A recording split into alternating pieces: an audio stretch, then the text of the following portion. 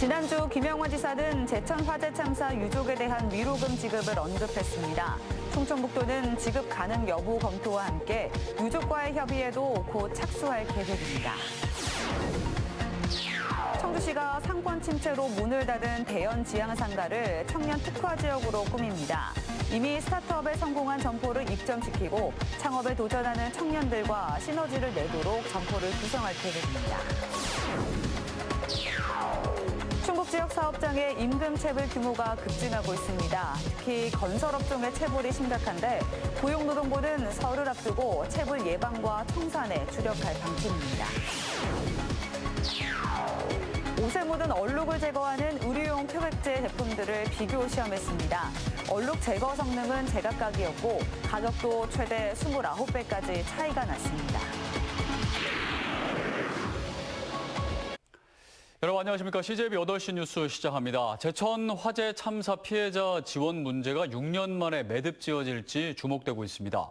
지난주 김영환 지사가 위로금 지급을 시사했는데 충청북도는 행정부지사를 소통 창구로 정하고 곧 유족과의 협의에도 착수합니다. 김세희 기자입니다. 지난 2017년 12월 29명이 숨지고 40명이 다친 제천 화재 참사. 유족들은 충청북도를 상대로 163억 원의 손해배상 소송을 제기했습니다. 결과는 최종 패소. 유족들은 1억 8천만 원의 소송 비용을 떠안게 됐습니다. 하지만 지난주 제천을 방문한 김영환 지사의 전향적인 발언으로 상황이 급 반전됐습니다. 유족들은 지난달 국회에서 채택된 제천 스포츠센터 화재 피해자 지원을 위한 결의에 따라 협의체 구성을 제안했고 김 지사는 더 나아가 1:1 소통 창구를 역제안했습니다. 유가족 대표를 선정하고 또 제 의사를 반영할 수 있는 대표를 선정해서 조속히 문제를 매듭지는 게 좋겠다. 충청북도는 행정부지사를 조 대리인으로 결정하고 유족과의 협의에도 곧 착수할 계획입니다. 위로금이 지급된다면 유족들은 억대의 소송 비용 부담에서도 벗어날 수 있게 될 전망입니다. 하지만 실제 위로금이 지급될지는 아직 확신하지 못하고 있습니다. 충청북도를 상대로 제기한 손해배상 소송에서 유족들이 최종 패소해 이전과는 상황이 달라졌다는 겁니다. 또 위로금 액수도 참사 당시 도가 유족에게 제안했던 75억 원이 아닌 원점에서 다시 협상이 진행될 것으로 보입니다. 지금 소송이 한 상태이기 때문에 당초에 그 위로금 보상금 성격의 합의안이 됐던 금액하고는 좀 다르지 않을까. 충청북도는 지난주 김영환 지사의 위로금 지급 발언도 사전 검토는 없었다며 행안부와의 협의나 타시도 사례, 법률 검토 등 지급 가능 여부를 따져보겠다고 밝혔습니다. CJB 김세희입니다. 오송 참사와 관련해 업무상 과실치사 혐의 등으로 구속 기소된 미호천교 공사 감리단장과 시공사 현장 소장에 대한 첫 공판이 내일 열리는 가운데 오송 참사 시민대책위원회가 김영환 지사와 이범석 청주시장, 이상래 전 행복청장에 대한 기소를 수사당국에 재차 촉구했습니다. 시민대책위원회는 오늘 성명을 통해 하위직 공무원에게만 책임을 물어서는 반복되는 재난과 참사의 고리를 끊을 수 없다며 중대재해처벌법이라는 현행 법령을 통해 최고 책임자에 대한 처벌이 필요하다고 주장했습니다. 제조업과 건설업 등 충북 지역 사업장의 임금 체불 규모가 급증하고 있습니다. 경기 악화와 원자재값 상승이 주요 원인으로 보이는데요. 고용노동부 청주지청이 설 명절을 앞두고 임금 체불을 막기 위해 특별 기동반을 편성했습니다. 장원석 기자입니다. 고용노동부 청주지청에 접수된 지난해 임금 체불 노동자 수는 6,700여 명에 달합니다. 밀린 임금을 받지 못한 노동자가 1년 새 30%나 늘었습니다. 건설 노동자들 같은 경우는 이제 일당으로다가 일을 하잖아요. 체불이 발생하게 되면 생활 자체가 안 되는. 고용노동부 청주지청에 따르면 지난해 도내 중남부 6개 시군의 임금 체불액은 379억 원으로 1년 새 17.8% 증가했습니다. 특히 건설업종의 임금 체불은 심각한 수준으로 지난해 3,025명이 131억 원의 임금을 받지 못해 임금 체불 규모와 인원이 1년 만에 2배가량 늘었습니다. 건설업계는 최근 부동산 경기 악화와 원자재값, 인건비 상승으로 인해 3년 새 건설 공사 비용이 30% 가까이 늘어난 것을 원인으로 지목합니다. 최근 몇 년 새 건설 자재값이 워낙 폭등한 측면이 있습니다. 인건비도 많이 올라가지고 공사를 하면 할수록 손해를 본다는 그런 분위기가 팽배한 그런 상황입니다. 고용노동부는 설 명절을 앞두고 건설업 등 취약업종에 대한 체불 예방과 조기 정산을 위한 특별 현장 기동반을 편성했습니다. 상습 고액 체납자를 엄벌하는 한편 임금체불 노동자의 생계비 지원을 위해 1인당 1,000만 원 한도로 특별 융자도 지원합니다. 그 생계비 융자 지원은 1% 저리 금리로다가 지원하고 있습니다. 그 기간도 1년에서 2년으로 연장해서 근로자들 부담을 완화하고 있습니다. 고용노동부는 설 명절 전까지 체불 청산 사업주에게 지원되는 최고 3.7%의 융자 지원을 최저 1.2%까지 낮추는 등 체불 예방과 청산에 주력할 방침입니다. CJB 장원석입니다. 청주시가 상권 침체로 완전히 문을 닫은 대연 지하상가를 청년 특화 지역으로 꾸밉니다. 그동안 활용 방식을 두고 여러 말이 많았는데 확실한 방향이 정해진 만큼 사업에 속도를 낼 수 있게 됐습니다. 홍우표 기자입니다. 모든 점포가 썰물처럼 빠져나간 청주 성안길 대연 지하상가. 이따금 통행거리에 지나가는 사람뿐 인적이 끊긴 지 오래입니다. 지난 1986년 개업해 90년대 전성기의 상권을 누렸지만 청주도심의 팽창으로 공실률이 치솟았고 결국 전부 폐점이 현실이 됐습니다. 소유권을 갖고 있는 청주시가 올해 2억 2천만 원을 들여 실시 설계를 하는 것을 시작으로 이곳을 청년 특화 지역으로 재탄생시키는 첫 발을 뗍니다. 내년 초에는 연면적 2,600여 제곱미터 전체에 대한 리모델링에 들어가는데 흡사 백화점 매장 형태의 개방형 공간으로 꾸밀 계획입니다. 천장까지 제거하고 화장실 등 편의시설도 추가합니다. 여기에는 모두 67억 원이 투입될 예정입니다. 청년 특화 지역의 핵심은 이미 스타트업에 성공한 점포를 출점시키고 이를 디딤돌 삼아 창업에 도전하는 청년과 시너지 효과를 내도록 점포를 구성하는 것입니다. 관련 조례에 따라 청년 입주 공간의 임대료는 대폭 감면됩니다. 인파를 끌어들일 수 있는 소극장, 전시 공간, 휴게 공간 등도 아울러 조성됩니다. 청년들의 취업도 문제가 되고 있고 청년 창업에 대한 부분도 저희 청주시가 고민을 해야 되는 부분이 있어서 원도심을 활성화시키면서 그곳의 중심에 청년이 있어야 되겠다는. 청주시는 현재 지하상가 운영권을 갖고 있는 대연 프리몰에 지급할 적정 수준의 보상금은 아직 정해지지 않았다며 연말까지는 이에 대한 협상을 매듭 짓고 사업에 속도를 내겠다고 밝혔습니다. CJB 홍우표입니다. 보은군의 중심 사거리에서 아침 일찍부터 밤 늦게까지 주민들을 괴롭힌 50대 남성이 구속됐습니다. 이른바 생활 주변 폭력배로 불리는데요. 행인에게 욕설을 내뱉거나 시비를 거는 행위로 1년 동안 이 남성과 관련된 112 신고만 140건이 넘었는데 대부분 경미한 범죄다 보니 혐의 적용이 쉽지 않았습니다. 박원 기자가 취재했습니다. 군복 위에 형광색 조끼를 입은 50대 남성 A씨가 도로 한복판에서 무릎을 꿇은 채 고함을 지릅니다.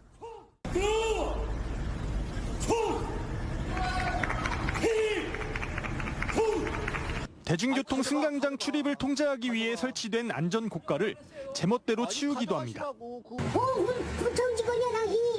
상점 입구 앞에 앉아 매일같이 담배를 피우고 달마도나 여성 나체를 그리면서 수시로 영업을 방해했습니다. 스트레스 많이 받아요. 손님들 오고 가고 하는데 옮기라고 해도 옮기지도 않고 담배 피우고 좀 많이 힘들었습니다. 이 남성은 지난 1년 동안 주변 상인이나 행인에게 시비를 걸거나 욕설을 내뱉었는데요. 경찰에 접수된 이 남성 관련 신고만 140여 건이 넘을 정도입니다. 하지만 모두 경미한 범죄에 속해 A씨에 대한 처벌은 쉽지 않았습니다. 참다 못한 주민들이 나서 행패를 일삼는 A씨를 처벌해달라며 경찰에 탄원서를 제출했습니다. 곧바로 수사에 착수한 경찰은 흉기로 택시기사를 위협하고 안전고깔과 인근 사찰에서 불상을 훔친 점, 폐차된 차량 번호판을 훔쳐 자신의 차량에 부착한 혐의 등을 적용해 남성을 구속했습니다. 이게 굉장히 소소하면서도 좀 처리하기 어려운, 그러니까 생활 주변의 폭력배라고 하죠. 영미해 보이는 거, 이런 범죄를 계속적으로 하기 때문에. 경찰 조사 결과 A씨는 보은군이 아닌 인근 옥천군 주민으로 밝혀졌습니다. 경찰은 A씨를 검찰로 넘겼는데 A씨가 여중생을 스토킹한 사실도 확인해 수사를 이어가고 있습니다. CJB 박원입니다. 땀이나 각종 얼룩이 묻은 옷을 깨끗이 세탁하기 위해 의류용 표백제를 사용하는 경우가 많은데요. 제품에 따라 얼룩 제거 성능이 제각각인데다 가격도 최대 29배까지 차이가 나 꼼꼼한 선택이 필요해 보입니다. 이윤영 기자의 보도입니다. 옷에 묻은 각종 얼룩을 제거하기 위해 가정에서 주로 사용하는 의류용 표백제입니다. 한국소비자원이 소비자 선호도가 높은 11개 제품의 성능과 안전성 등을 시험했습니다. 먼저 얼룩 제거 성능의 경우 세탁기에 세탁세제와 표백제를 함께 넣어 세탁하는 일반 세탁 조건에서 오토액션 액체형이 상대적으로 우수했습니다.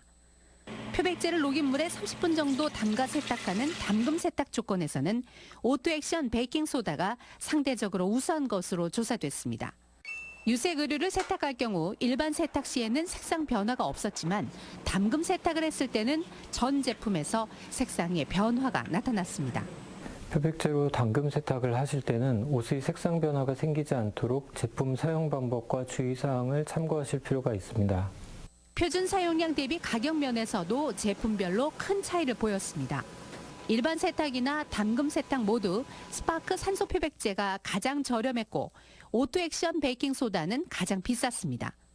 두 제품의 가격 차이는 각각 29배, 18배에 달했습니다.